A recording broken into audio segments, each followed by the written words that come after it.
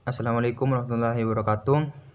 Bismillahirrahmanirrahim. Alhamdulillahirrahmanirrahim. Assalatu wassalamu asrafil anbiya'i wal mursalin walhamdulillahirabbil alamin. Amma ba'du. Baik, pertama-tama marilah kita panjatkan puji syukur atas kehadiran Allah Subhanahu wa taala yang telah memberi kita nikmat, yakni nikmat sehat sehingga kita bisa berkumpul pada diskusi hari ini. Yang kedua kalinya salawat serta salam mari kita haturkan kepada Nabi kita, yakni Baginda Nabi Muhammad SAW yang telah membawa kita umat manusia dari zaman jahiliyah menuju zaman yang terang benderang seperti saat ini.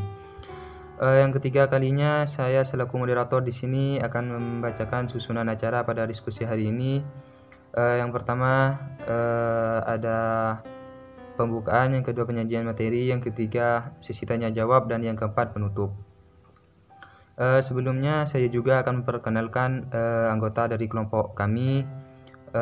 Yang pertama saya sendiri, Muhammad Miftahul Arifin, sebagai penyaji yang pertama sekaligus sebagai moderator.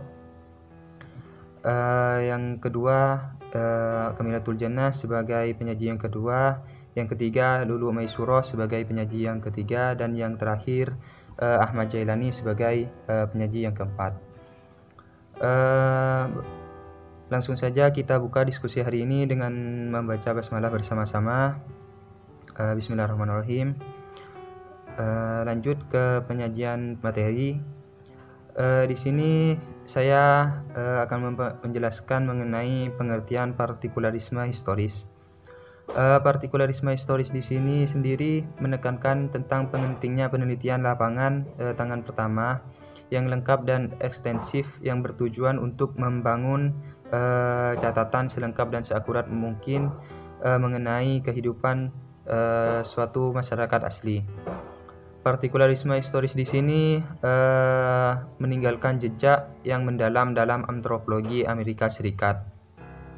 Namun pada penelitian antropologi masa kini tidak ada yang mengikuti saran-saran paradigma tersebut. Arti penting dari paradigma ini secara eksklusif adalah historis. Teori partikularisme historis di sini muncul setelah berakhirnya masa teori evolusionisme. Pemikiran baru ini dipelopori oleh Franz Boas pada tahun 1858 sampai 1942. Di mana teori di sini menentang tentang teori evolusionisme. Teori ini disebut sebagai teori partikularisme historis. Boas tidak setuju dengan teori evolusi tentang adanya hukum universal yang menguasai kebudayaan. Boas sendiri berpendapat meskipun hanya ada satu unsur dalam suatu kebudayaan, namun tetap harus dipelajari dalam konteks masyarakat di mana unsur itu berada. Teori partikularisme historis di sini berpandangan bahwa perkembangan tiap kebudayaan mempunyai suatu kekhasan tersendiri dan tidak dapat digenerasikan ke dalam aturan atau hukum universal atau hukum yang universal. Lanjut ke pemateri yang selanjutnya. Assalamualaikum warahmatullahi wabarakatuh. Nama saya Kamilatul Jannah. Di sini saya akan memaparkan materi kedua, yaitu sejarah teori aliran partikularisme historis. Partikularisme dikemukakan atau dipelopori oleh Franz Boas pada tahun 1858 sampai 1942. Tetapi partikularisme sejarah di sini juga ada yang berpendapat diciptakan oleh Marvin Harris pada tahun 1968. Nah, Marvin Harris di sini menganggap bahwa aliran antropologi pertama itu ada di Amerika. Jadi pemikiran antropologi Amerika yang pertama. Terus terkait dengan Franz Boas terhadap antropologi, partikularisme historis di sini menolak model evolusi budaya yang telah mendominasi. Jadi Boas di sini berpendapat bahwa menolak ajaran atau teori evolusionisme karena partikularisme di sini menunjukkan bahwa masyarakat dapat mencapai tingkat perkembangan budaya yang sama melalui jalur yang berbeda. Jadi meskipun jalurnya berbeda, tapi tingkat perkembangan budayanya itu sama. Terus lanjut.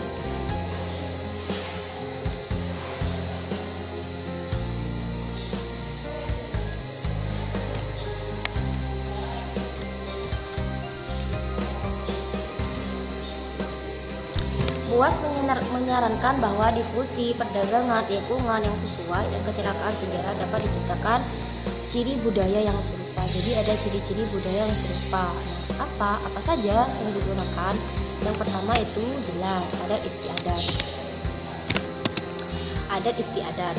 Nah, berupa kondisi lingkungan, faktor psikologis dan hubungan sejarah. Nah, kenapa ada hubungan sejarah? Karena sejarah itu penting karena berkaitan dengan masa lalu. Terus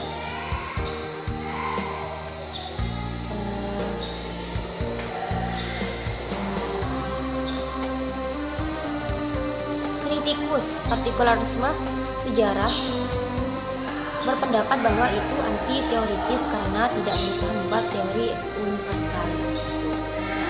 Nah, di sini aliran pemikiran antropologi adalah yang pertama menjadi orang Amerika. Yang menjadi orang Amerika yang unik di sini juga bisa dibilang adalah pemikiran antropologi di sini paling berpengaruh dalam sejarah Amerika. Terus apa yang terjadi dalam paradigma evolusi? Di sini menunjukkan bahwa berbagai kelemahan dalam paradigma ini tidak serta-merta membuat para ahli meninggalkannya dan membuat paradigma baru. Jadi meskipun menunjukkan ada kelemahan-kelemahan di dalam paradigma evolusionisme itu tidak serta-merta meninggalkan dan membangun paradigma baru, tidak. Tapi para ahli itu mendorong dan memperbaiki teori evolusionisme, memperbaiki.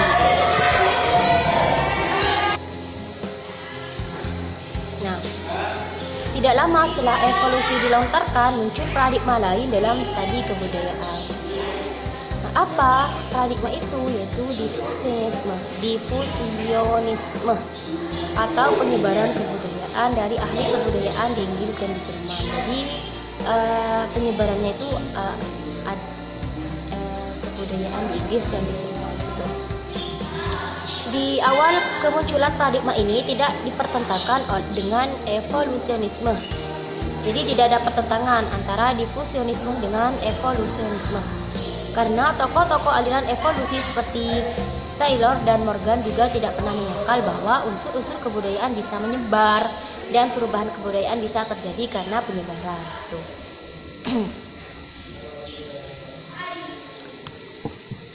Terus ide tentang difusi kebudayaan muncul di Inggris karena kekaguman mereka atas kecanggihan budaya. Gitu.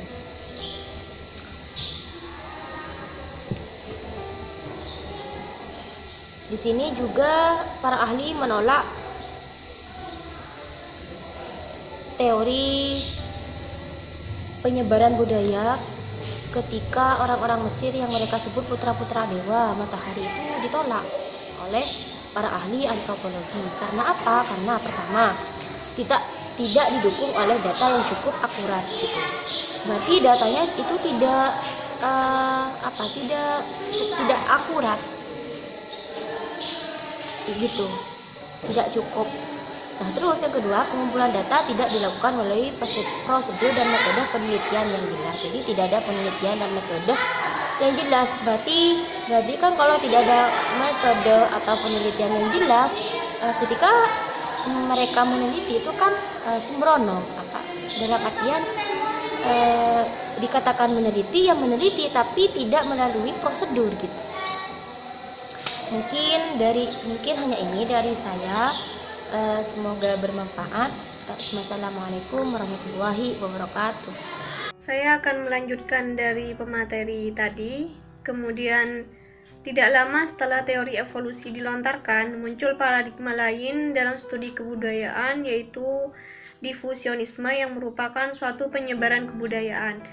Dari ahli-ahli kebudayaan di Inggris dan Jerman, di awal munculnya paradigma ini tidak dipertentangkan dengan evolusionisme, karena tokoh aliran evolusi seperti Taylor dan Morgan juga tidak pernah menyangkal bahwa unsur-unsur kebudayaan bisa menyebar, dan perubahan kebudayaan bisa terjadi karena penyebaran ini.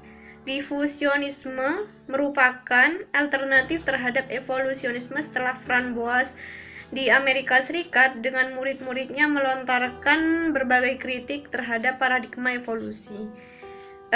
Mereka menyatakan bahwa pendekatan difusionisme lebih sesuai dengan merekonstruksi sejarah internal dan kurang memperhatikan faktor eksternal dalam menjelaskan perubahan kebudayaan.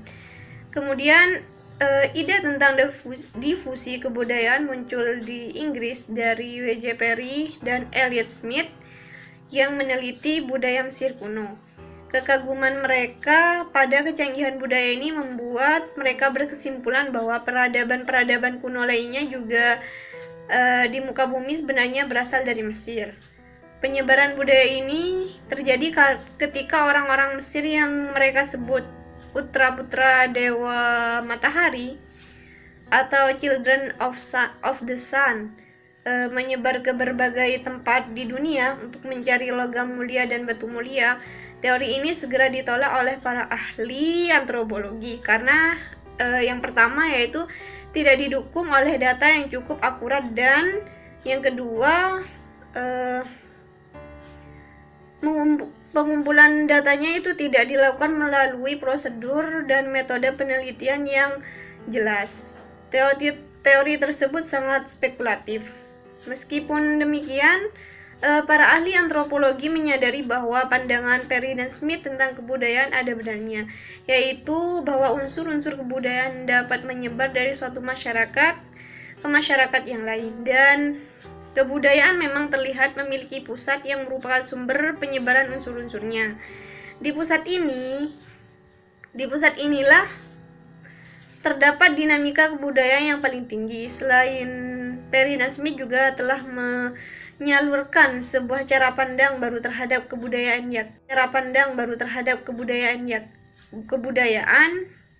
yaitu cara pandang difusionistis. Dinamika dan perkembangan kebudayaan kemudian tidak hanya ditempatkan dalam bentang waktu, tetapi juga dalam bentang ruang. Dan tanpa pendapat pengaruh dari ilmuwan Inggris, di Jerman juga muncul studi tentang penyebaran kebudayaan dan telah melahirkan konsep-konsep baru seperti kulturkreis, daerah atau lingkungan kebudayaan. Dan kulturkreisten itu merupakan suatu lapisan kebudayaan. Secara metodologis, kajian penyebaran kebudayaan di Jerman ini memang lebih baik daripada yang dilakukan di Inggris, karena menggunakannya kriteria kuantitas dan kualitas dalam studi perbandingan guna menentukan tingkat keterhubungan antar unsur budaya. Kebudayaan-kebudayaan yang dianggap memiliki hubungan karena menunjukkan kesamaan-kesamaan tertentu kemudian dianggap berada dalam suatu wilayah kebudayaan tertentu yang disebut dengan kulturkreis. Para ilmuwan Jerman berpendapat bahwa dengan menyusun kulturkreis dari berbagai kebudayaan di dunia, akhirnya kultur histori global akan dapat diketahui dan dikonstruksi.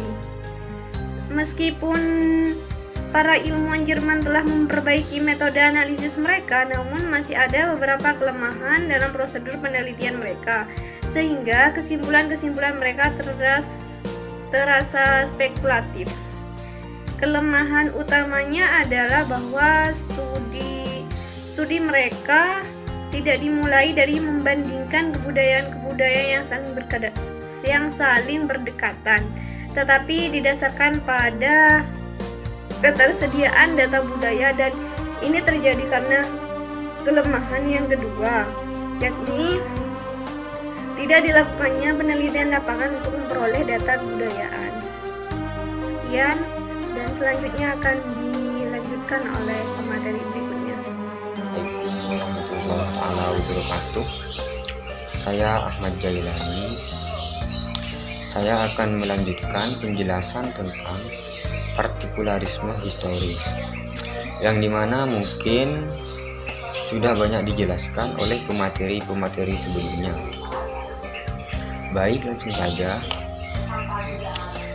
Terlepas dari kelemahan-kelemahan tersebut, apa yang dilakukan oleh para ahli antropologi Jerman telah berada pada jalur yang tepat. Mereka telah menggunakan analisis komparatif yang dialasi dengan asas kualitas dan kuantitas. Metode inilah yang dikembangkan oleh para ahli antropologi Amerika Serikat yang setuju dengan pandangan-pandangan dasar paradigma difusionisme. Kebanyakan mereka ini adalah anak didik Franz Boas. Sedangkan Franz Boas sendiri menolak teori-teori evolusi dan difusi karena menurutnya data kebudayaan yang tersedia belum memungkinkan para ahli antropologi untuk mengemukakan teori-teori atau hukum-hukum seperti itu. Jika hal itu dipaksa, maka yang akan lahir bukanlah teori-teori yang kokoh, tetapi pendapat-pendapat spekulatif yang tidak ilmiah. Aliran pemikiran Franz Boas ini kemudian dikenal sebagai partikularisme historis atau historical partikularisme dan telah mendominasi antropologi Amerika Serikat di awal abad ke-20. Meskipun penelitian lapangan dengan metode yang lebih baik telah dilakukan oleh ahli antropologi Amerika Serikat, namun kritik tetap dilontarkan terhadap aliran partikularisme historis tersebut. Dua pakar antropologi dari Inggris yang telah melakukan penelitian lapangan pada suku-suku bangsa yang sederhana, dimana yang pertama Malinowski di kalangan orang Trobriand dan yang kedua Radcliffe Brown di kalangan orang Andaman.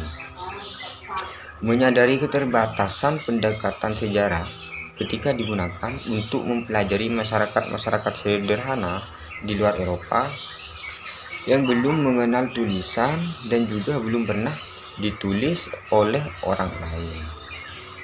Apa yang terjadi pada paradigma evolusionisme terulang pada paradigma difusionisme. Paradigma difusi diterima oleh sebagian para ahli, tetapi juga ditolak oleh sebagian para ahli yang lainnya. Mereka yang menolak kemudian mengembangkan paradigma baru, sedangkan yang menerima berusaha untuk memperbaikinya, dan muncullah subparadigma dalam aliran difusi. Dari model ini muncul dua subparadigma difusi kebudayaan. Yang pertama subparadigma yang ekstrim dan yang kedua subparadigma yang moderat. Aliran difusi yang ekstrim adalah aliran yang muncul di Inggris, sedangkan aliran yang moderat adalah aliran difusi yang muncul dan berkembang di Jerman dan di Amerika Serikat. Kesimpulannya, partikularisme historis menekankan pentingnya penelitian lapangan, tangan pertama yang lengkap dan ekstensif yang bertujuan membangun catatan yang selengkap dan seakurat mungkin mengenai kehidupan suatu masyarakat yang asli.